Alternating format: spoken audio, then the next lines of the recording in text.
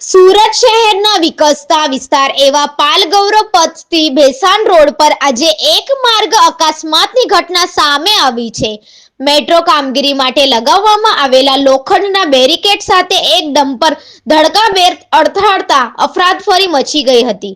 મળતી માહિતી મુજબ ડમ્પર ચાલક સામેથી આવતા એક કારને બચાવવા જઈ રહ્યો હતો। આ પ્રયાસમાં તેને સ્ટીયરિંગ પરનો કાબુ ગુમાવ્યો હતો અને ડમ્પર સીધું મેટ્રો પ્રોજેક્ટની સુરક્ષા માટે મૂકવામાં આવેલા બેરિકેડ્સમાં ઘૂસી ગયું હતું।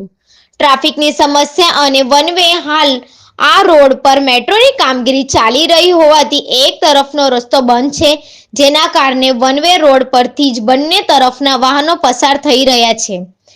આ સાંકડા રસ્તા પર ડમ્પર અથડાતા જોતજોતામાં વાહનોની લાંબી કતારો લાગી ગઈ હતી અને ભારે ટ્રાફિક જામના દ્રશ્યો સર્જાયા હતા।